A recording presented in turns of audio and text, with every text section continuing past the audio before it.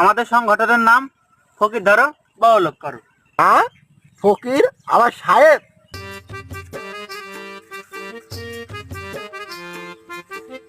মামু, আমার কপালে একটু জুতো ঘষে দাও দিনে।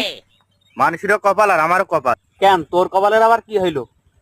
আরে মামু, রাস্তাঘাটে মানুষ পড়ে ভাই টাকা পয়সা শোনা জানা, আর আমি পড়ে ভাই মোবাইলের সিম।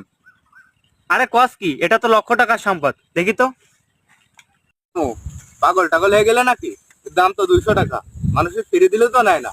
আর তুমি বলছো লক্ষ লক্ষ টাকা সম্পদ, পাগল টাগল হয়ে গেলে নাকি? আরে তোরা তো বুঝতে হবে না, তুই একটা কাজ কর, তুই একটা ফকির খুঁজে নিয়ে আয়, আজ থেকে আমরা লাখ টাকার মালিক। বাপ ছিল পাগল, ছেলে হয়েছে আরো বড় পাগল। সিম দিয়ে ফকির দিয়ে কিভাবে এত টাকা ইনকাম করা যায়? আরে কি ভাবছিস, তুই যা।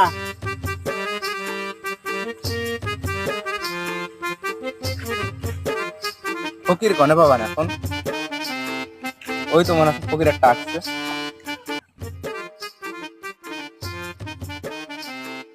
এটাও ফকির ধরে নিয়ে আসছি। আরে ফকির সাহেব, বসেন এখানে। হ্যাঁ, ফকির আবার সাহেব? আজ 12 বছর ধরে ভিক্ষা করছি, কেউ তো এত সম্মান দিইনি। যাক, আলহামদুলিল্লাহ। ফকির সাহেব, খাওয়া দাওয়া ফিরেছেন? আর খাওয়া দাওয়া বাবু, ফকির মানুষের কি খিদে লাগে? বলেন কি?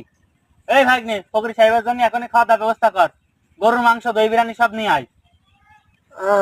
কি আছে কিছু বুঝতে পারলাম না তো ভাই, বিষয়টা কি? আজকে কি আপনার ফকির খানা নিয়ে যাচ্ছিল? আরে না ফকির সাহেব, আমরা একটা সংগঠনের লোক, আরো ফকির ধরে ঘর বাড়ি করে দিই। আমাদের সংগঠনের নাম ফকির ধরো বড়লোক করো। তাই আপনাকে আমরা ঘর বাড়ি জায়গা জমি দেবো, তার জন্য তো ভোটার আইডি কার্ড লাগবে। তা কার্ড কি আপনার সাথে আছে? তা তো আছে, বাংলাদেশের লোক, আইডি কার্ড না থাকলে হবে? তাহলে তো ভালোই হইলো, দেন। নতুন ঘর বাড়ি বাড়ি তো ভালোই হবে না, নির্মাণ নিয়ে ভালোই সুখী শান্তিতে থাকতে পারবা না। আল্লাহ এই সংগঠনের হৃদায়ত করুক। কোনে তুললাম সে আইডি কার্ড? ফকিরের আইডি দিয়ে একটা বিকাশ অ্যাকাউন্ট খুলে নি, দাঁড়া। ফকির সাহেব, আপনার কথাই উপর মহলে জানিয়ে দিয়েছি, অল্প কিছু দিনের মধ্যে আপনার ঘর বাড়ি জায়গা জমি সব দিয়ে দেওয়া হবে। এখন আপনি বাড়ি যান। মামু, কি করছো?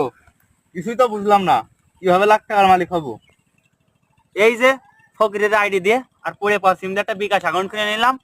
এখন প্রতারণা করে টাকা নেবো আমরা, আর পুলিশ ধরবে ফকির। বাহ মামু, তোমার মাথায় তো মেলা বুদ্ধি। তা ফকির খেতারাম করাটা কি ঠিক হইলো? ফকিরের তো ঘর ভালোও নেই, খাতেও পায় না, তো এই পুলিশে ধরে নিয়ে গেলি খাতেও দেবে না, আবার থাকতেও দেবে না, তো এই খাওয়া জায়গাটা হয়ে গেল, থাকা জায়গা হয়ে গেল। এখন ফকিরের হবে কারাবাস, আর আমাদের হবে স্বর্গবাস। চলো এখন।